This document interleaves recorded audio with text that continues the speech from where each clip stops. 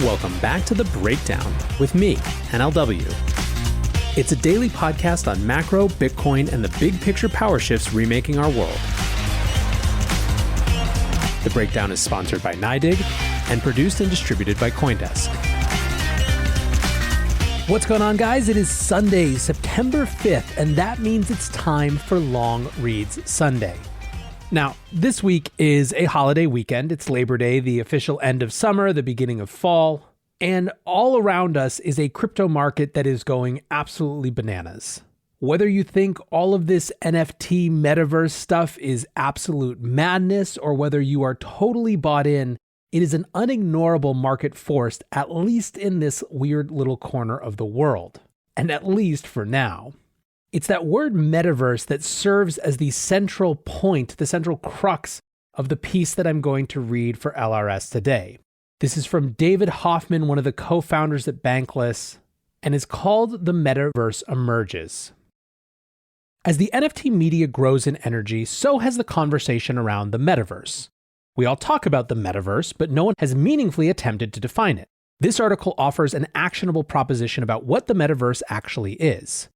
The metaverse will be an orchestration of many different layers and technologies, but it will ultimately collapse upon a single shared source of truth that all components of the metaverse will abide by. The metaverse will be made up of objects, and all those objects must know that all other objects exist. From this foundation, we can create a ledger of all objects in the known metaverse, as well as their shared history of interactions and stories. Understanding the metaverse requires stripping it into its component parts and then recomposing it into a single narrative of what it is. Let's dive in. Building the metaverse bottom up. The metaverse is a new organizing body for the digital age, but we've seen this before. Before we define the metaverse, we need to define the iterations that have come before it. Seeing like a nation state. I recently read Seeing Like a State, which illustrates what it is like to take the perspective of a nation state. A nation state is a unified body of incentives and desires, using people inside of it to achieve those desires. The nation state is one central registry of everything inside its domain that is worth registering. Nation states like order and thus employ systems of order to account for all of the things which it has power over. We have many ordering phenomena define our lives by the desires of nation states. Social security numbers, physical addresses, telephone numbers, business EIN numbers. The serialization of the people and entities inside of a nation state helps a state become aware of what composes it. Once a nation state accounts for everything it controls, it can also begin to tax everything.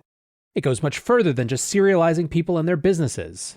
According to Seeing Like a State, the current orderly nation-state structure we have is built upon previous attempts to account for the value of the land that tax collectors manage. Traditionally, land would be evaluated and measured on its ability to produce yield on its crops. And the nation-state would employ surveyors to properly access the value of land based on the value of the crops that the land could yield. Good fertile land would be taxed more than arid land because the central accounting body wants its fair share. Early systems of agricultural accounting would go so far to map out the land and the types of crops that grew on it. Aspen trees planted every 6 feet with 6-foot-wide rows used for lumbar farming would be taxed by the state according to tax code 653-72351. Potatoes were to be planted every 6 inches, meaning 1 acre could host exactly 120,000 potatoes and would net the state exactly 50,000 in taxes on an annual basis. The nation-state would go through strenuous efforts to ensure it was accounting for all the value it had dominion over, as knowing this would lead to higher tax revenue for the state. This is how wild, diverse forests would get turned into homogeneous crops of one specific type of tree. Forests turned to grids of trees suitable to be farmed for lumber. Wild plains turned into orderly pastures with only one kind of crop.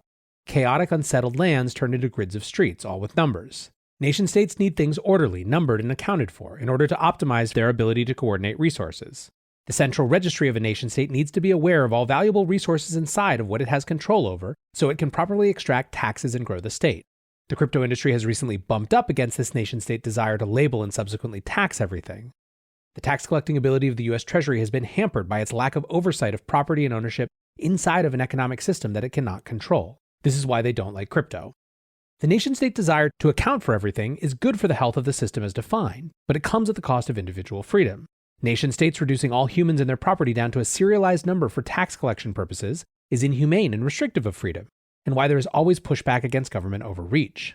That's because if the nation-state gets its way, the long-term conclusion of nation-state desires might look something like this.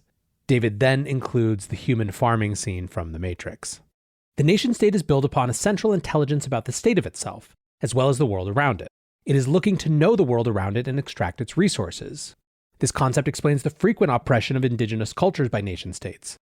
Nomads are difficult to tax because you can't find them at one specific location. The resources they produce and consume are nebulous and difficult to trace because they are produced in a disorderly fashion. Nation-states don't know how to measure the value of goods that are produced or consumed in the wild, aka the unaccounted for. Indigenous cultures inherently do not mix well with nation-states. Indigenous people operate closer in harmony with nature, whereas nation-states want to consume nature's disordered chaos and output-ordered civilization. We have seen nation-states confine and restrict indigenous cultures into smaller and smaller areas of land, as the desires of the nation-state begin to capture and order the world around non-nation-state cultures. This has become a significant blemish upon the current structure of the world, and one that has great sources of stress and inequality across global society.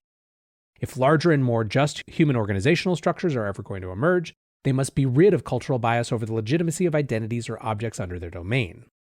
Seeing like a protocol.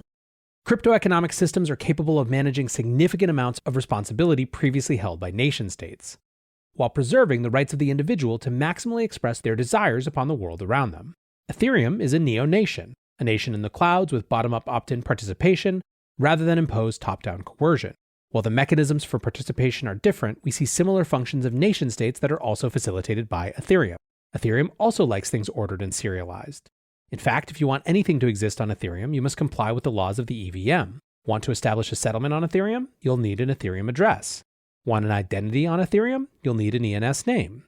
Want to deploy a token? You'll need a contact address for the token. Want to buy an NFT? Your specific Ethereum address will need to interact with a specific contract address so Ethereum can know what part of the ledger to update. Ethereum is a protocol for serializing objects into the metaverse. You initialize the state of an NFT by deploying smart contract information to Ethereum. Ethereum doesn't need to employ land surveyors or have treasury departments. It doesn't need labor to understand the value of the resources inside its domain.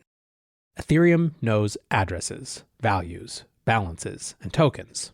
Ethereum knows address location, Ethereum amount, number of tokens owned, and the value of the tokens owned. Since Ethereum is an internet protocol, it won't ever come knocking in order to collect taxes. One of the significant improvements of Ethereum as an organizational system is the cost efficiencies in maintaining liveness about the ledger. By removing its own material desires of maximal tax extraction, Ethereum collects only the minimal amount of tax revenue, e.g. transaction fees, needed to maintain the system. Taxes are paid by those who actually incur public costs to the members of the Ethereum neo-nation, those who secure and make state updates to the global ledger. Object permanence in the metaverse. Whatever the metaverse is, it will require object permanence. The items found in the metaverse must behave like the items in the real verse. Objects in the metaverse must collide with other objects in the metaverse. If they don't, are they even objects at all? Metaversal objects must be aware of each other's existence. In the digital world, this can only be achieved if all objects are known to a single source of truth of all the known items in the metaverse. While nation-states assign numbers to objects it discovers inside its domain, individuals assign numbers to the objects that they create on Ethereum. The process of tokenization manifests the object into the metaverse and makes that object known to all the other objects in the same plane of existence. A universe is born. This is Ethereum's role as a neo-nation. Register all the objects and make them interact. In DeFi, we call this money Legos, but in NFTs, we call this the metaverse. Writing was invented when humans needed to make records of object ownership in the real world, and this invention began the process of recorded history. The metaverse will arrive via a similar process. First, we will document the items that exist inside it upon a universal ledger, and then we will build a digital civilization around that single source of truth, which we call the metaverse. A universal ledger is the underlying skeleton of a metaverse. Identities are objects. Like all organizational systems that came before it, religion, nation-states, etc., Ethereum is composed of people. But so far, Ethereum has had difficulty in actually knowing who the individuals who compose it actually are. Our human souls and human identity are not something that can be serialized or added to the blockchain. That is something exclusively in the meat space layer of the world and always will be. Nation-states don't care about the human spirit. They give you an 8-digit social security number and move on. Your identity is bestowed upon you by nation-states. It also expires every 6 years. If you don't go to your nearest licensing department, there will be consequences. In the metaverse, you choose your own identity. Ethereum addresses are free for everyone and aren't individually capable of linking an address to a person. I've personally used over 50 Ethereum addresses over the course of my time in Ethereum, and many of those are shared with other humans. While my personal activity is largely confined to just a handful of addresses, all of the fungible ERC20 tokens that pass through these addresses do nothing to actually link a specific identity to that address. Currency and other fungible assets are designed to remove associations between owner and unit. Currency is supposed to be a faceless, apolitical public utility. that holds no bias and accepts no information about the entities that use it. ERC20 tokens come and go fluidly out of wallets. Since they're fungible, once they commingle with other tokens, they lose any sort of traceability. My Ethereum address holds a balance of ETH, Uni, Aave, Maker, or any other ERC20 token, just like thousands of other Ethereum addresses, non-differentiated, non-unique. Indeed, I could sell all tokens from one wallet and rebuy them from another wallet without any link between the two wallets. As privacy tools like Aztec come online, I could even send ERC20 tokens from address A to address B without associating the two addresses, making the addresses useless for establishing identity. The inherent neutrality of ERC20 tokens is a fantastic property that is required to produce a fair and open global financial system, but falls short of establishing what would be required to host a digital nation in the cloud. This is where the power of non-fungible tokens comes in. My Ethereum address holds CryptoPunk 1118, of which there is only one. I cannot privately send CryptoPunk 1118 to another wallet. Since there is only one CryptoPunk 1118, the NFT functions as an on-chain object establishing a chain of identity across all Ethereum addresses it touches. Rather than the address itself, it's the objects that the address holds that Ethereum is concerned with. ERC20s do nothing for associating an identity to an Ethereum address, but ERC 721s do everything for it. As a real metaphysical being, people can traverse the metasphere and interact with the objects they come across in their travels. NFTs are specific, and thus ownership over an NFT illustrates specific taste.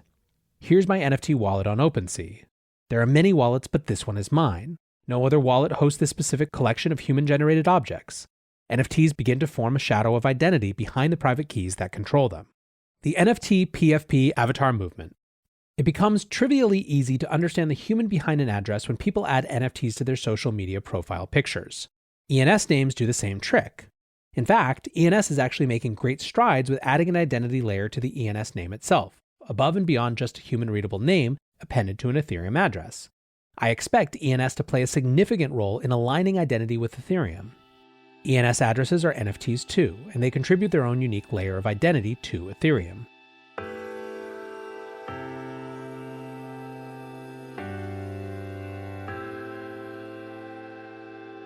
This podcast is sponsored by NYDIG, and they put out a research newsletter that's one of the best ways to track market insights and track the turning points of Bitcoin adoption. Sign up at NYDIG.com/NLW. That's NYDIG/NLW.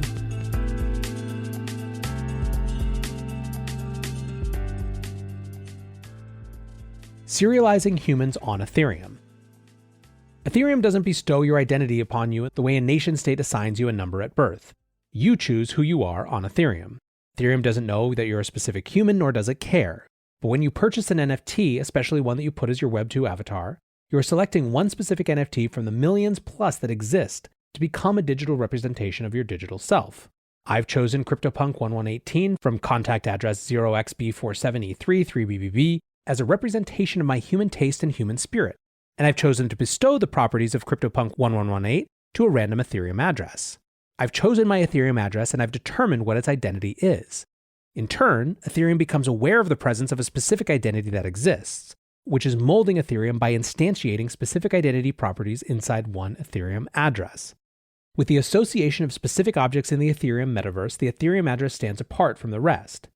It has come in contact with a specific set of unique NFTs, and those non-fungible interactions distinguish it from all other Ethereum addresses that exist inside the metaverse. It has its own traceable path with its own unique story to tell. Only it has taken its path, and that has made all the difference. NFTs are how humans become an identifiable object to the state of Ethereum. Not the nation state of Ethereum, but the state of memory of the Ethereum virtual machine. Weird, they use the same words. A renaissance of identity. Ethereum identity flips the script from how we know it under the nation state model. On Ethereum, we choose our identity. Rather than have our identity bestowed upon us in the form of an 8-digit number, Ethereum asks what identifies us. In the Renaissance, a time marked by the rise of the individual out of the tyranny of oppressive top-down religion, we saw a transformation of art from 2D profiles and primitive perspectives towards 3D representation and photorealistic styles. I believe the metaverse offers a similar paradigm shift upon the properties of identity. We are on the cusp of a 2D to 3D transformation of identity. In the physical world, our identity is largely tied to our physical form. So much, in fact, that the nation-state uses skin color, eye color, hair color, sex, and height to register your properties to its central database so it can keep track of you. Check your ID, it's all on there. The physical properties of your human form simply aren't relevant to Ethereum. Ethereum has no way of knowing your skin color, nor does it care. There is nothing stopping humans with some specific physical properties from selecting a digital representation that is entirely different than the DNA they were bestowed with at birth. The practice of mindfulness teaches individuals how to separate their mind from their body and to become more aware of their internal processes as independent from the processes of their physical body. Your human form is an overlay upon your human spirit. While these things interact, they are also distinct. Given the opportunity, your human spirit could, in theory, choose to embody a different vessel. Your face is just what you see in the mirror. You are you. Diverse metaverse representation. I FOMO'd into my CryptoPunk after People Pleaser's Fortune magazine cover debuted. The cover is full of references to crypto Twitter personalities. There's CryptoDog, Loomdart, Banteg, Tetranode, Santiago Santos, Kobe, and others. As a crypto Twitter personality, I was super bummed that I wasn't included in the cover. Every crypto person had an opportunity to be a part of crypto history, but it became immediately obvious that I was never going to have been included in this piece of art. My Twitter and social media avatar was a picture of my human form. There were no humans in People Pleaser's images, there were only digital representations. That was the point. Criteria for inclusion in this historic piece of art required a digital, non-human representation of identity. People Pleaser's art was a slice of the metaverse, and the human form does not compute inside this plane of reality. The rest of the metaverse. Loot? Identity is the first thing that arrives in the metaverse, but as soon as we establish ourselves, next comes our things. As soon as humans evolved from nomadic hunter-gatherers to agricultural settlers, we started collecting things. Similarly, as soon as we're capable of settling the metaverse, it's time to collect items. Metaverse Loot. Just this week in Ethereum, we have seen something brand new capture an insane amount of attention and energy. Loot for adventurers was dropped on the 28th, where 8,000 bags were minted, each with 8 different items, each on a scale of rarity. On OpenSea, the items looked like a black square with a list of words. Previously, NFTs have all been about a specific JPEG. The NFT generative art or NFT PFP movement has been centered around purchasing specific JPEGs that have come to be associated with Ethereum culture. The JPEG standard is just a specific cosmetic layer upon an object that doesn't actually hold any cosmetic information about itself. So when you buy a loot bag, are you buying a JPEG that is a list of items? No. The JPEG on OpenSea is an illustration of the token, not the token itself. These loot bags have properties that create a set of objects and bestow these objects with unique properties. OpenSea hasn't been updated to render the properties of these objects, but websites like 0x Inventory are capable of expressing the relevant properties of loot bags. The 0x Inventory app website is rendering a higher resolution version of the metaverse as it relates to the loot tokens. It uses the properties embedded inside the tokens to make cosmetic changes to its front end. These changes are primitive and simple. The text that identifies the object has changed colors based on rarity. The changes that 0xinventory.apps brings to the world are just surface layer changes that are simply illustrating the properties of the tokens themselves, whether they're rare, epic, legendary, or just common. But this is the first step that tokens must take in expressing their properties into the metaverse that's rendered around them. Today, your token changes the color of its own text on a website. Tomorrow, the metaverse manifests specific digital objects into your hands and changes options that are available. Loot forks. So, what did Loot Project unlock? Potentially nothing. It's brand new and no one knows. Anything that is 4 days old at the time of writing has an immeasurable amount of risk to it. But ever since the genesis of Loot Project, derivative projects have been spun up to attach or append value upon the loot corner of the metaverse. While this corner of the metaverse is completely unstable, this model for establishing how the metaverse grows has gained precedent. This new model has pushed expression to the surface, while value and utility are embedded deeper into the Ethereum protocol. A few people have noticed the potential behind this model. By embedding tokenized properties into a deeper layer of the technological stack, you optimize for maximal cosmetic choice, while establishing a single source of truth of object properties inside the metaverse. This helps reduce complexity and development costs for developers while giving freedom, creativity, and expression to users. Someone spun up an ability scores contract that created stats that can be bestowed upon the bearer of these loot objects. They're basically role-playing game stats that are common throughout legacy games. After all, Ethereum is a money game landscape. Characters. A contract was spun up to establish the first manifestation of a character that wears all the loot that is held inside of a loot bag. There was no relationship between this and the original loot team. It was just spun up by like-minded participants who wanted to append additions upon the loot ecosystem. Realms. Realms were able to be minted by loot bag holders, and there's some kind of generative map of an imagined universe that could theoretically surround the loot. It's not yet known how it will interact with the above objects. A generative metaverse. The metaverse will be rendered at the periphery. Ethereum cannot dictate what the metaverse will look like. It can only host the valuable objects that it holds. The metaverse cannot be determined by a single source of truth. That is fundamentally unscalable. Rather, the metaverse will be rendered locally, based upon a local set of rules and properties. But while the metaverse will be rendered locally, the valuable objects inside of that metaverse will be common and interoperable. Composing the metaverse. Whatever the metaverse is, it will compose itself as an emergent structure. There will not be a specific genesis moment or location, but rather the metaverse will slowly manifest all around us. The metaverse will be a composable universe whose objects are shared and interactive. In order to become more immersive, the metaverse will have to manifest cosmetically. The computation required to produce a cosmetic layer upon the metaverse will not come from a blockchain. That's technologically unfeasible. It's more realistic that the metaverse will be rendered by parameters that are determined by the local rules of the relevant metaverse. The Fortnite metaverse will manifest by the Fortnite rules, Axie by Axies and Decentralands by Decentralands.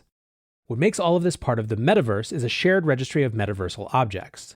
Just like SMS and TCP, the metaverse will be built on a protocol for identifying objects. If it matters in the real world, it can be represented by a serialized object in the metaverse. The metaverse may begin with many distinct and incompatible silos. These separate silos will only acknowledge certain specified objects that are relevant to that corner of the verse, and the only connections to the rest of the metaverse will be via deep connective structures like Uniswap or OpenSea. Many items will only be relevant to a specific locale of the metaverse. They will be connected by the underlying liquidity layers of ETH, Uniswap, and OpenSea. But just as DeFi slowly migrated from separate applications into single universal financial structure, the metaverse will stitch itself together via similar money Lego mechanisms. The metaverse will grow by appending larger and more seamless components of a metaverse universe shaped upon a central foundation of asset and object identification. It will slowly manifest into one composed alternative dimension of digital existence. Ethereum is the economic foundation of the metaverse. Specifics on how the metaverse actually manifests will be determined by the unique rules of a particular corner or niche. Yet one thing is certain. The metaverse requires 1. A central asset registry, 2. A layer of financial applications, 3. An economic engine. This is what Ethereum is. A registry of tokens, a composition of DeFi applications, a native money and economic system. Composed together, these are the underlying foundations of an economic system for the metaverse. Ethereal desires. We began this article illustrating the desires of a nation-state and alluded to how its physical nature establishes material desires upon the land over which it controls. Crypto-economic systems like Ethereum are a step function improvement between the relationship between the individual and social organizational structure that Ethereum offers. Rather than devolve humanity into a yield farm it harvests, Ethereum is a public goods system that optimizes for minimum value extraction. Rather than telling it how it is, the people of Ethereum tell Ethereum what it is. Rather than optimizing for rent-seeking, Ethereum charges based on the size of the object in data terms and the complexity of its interactions with objects around it. State-level taxes. All economic systems we have seen in history have had some sort of tax collection system. All systems need to maintain self-protection, and the stronger the economy can finance its own protection, the better the civilization does.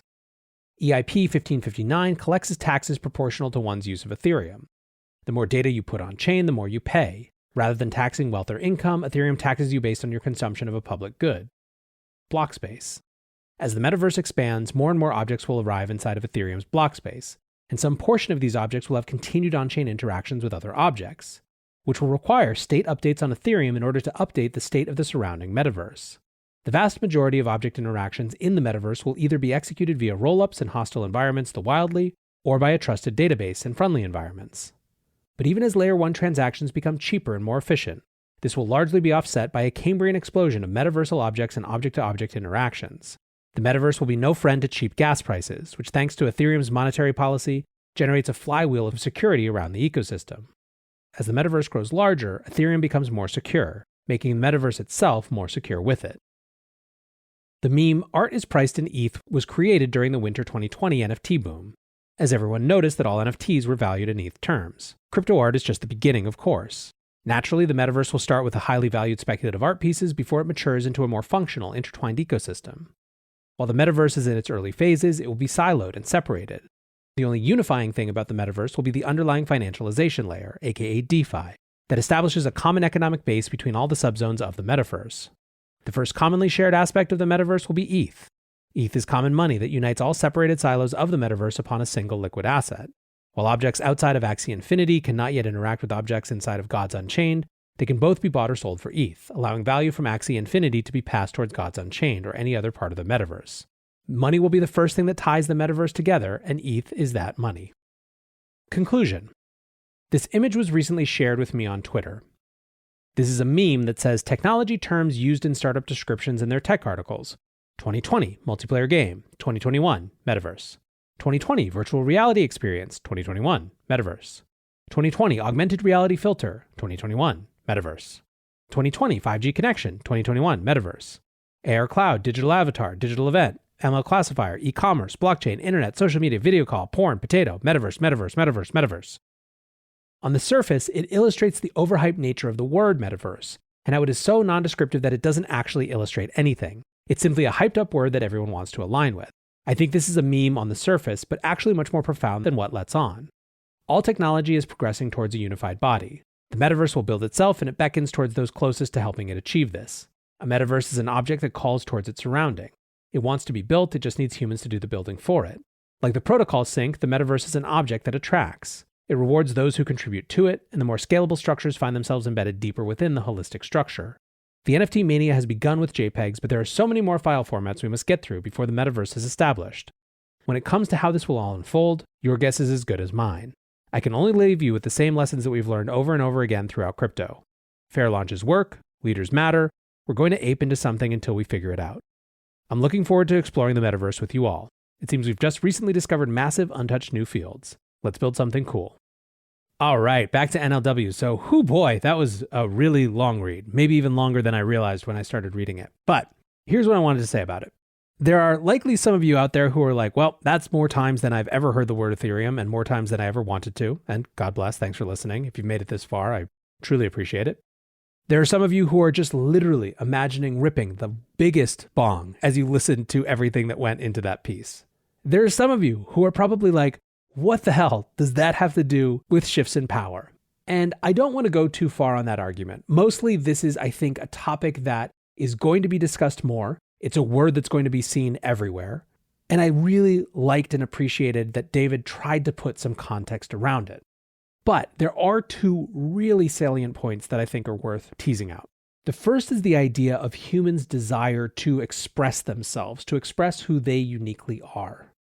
One of the things that I think the critique of NFTs as JPEGs that are easily stealable misses is that the people that the representation of ownerships of those JPEGs matters to are the people that the person is trying to represent themselves to.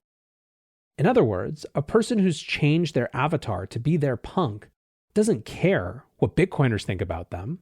They care what other people who think that punks are cool think about them. It's a statement of being a part of a specific community that has a shared sense of what's cool. In my experience as first a teenager and then a young adult, and now as a middle adult or whatever the hell I am in my 30s, there's very little that drives people as much as what the people that they think are cool think is cool. Self-expression doesn't have to be for everyone. It's aimed at a specific set of recipients.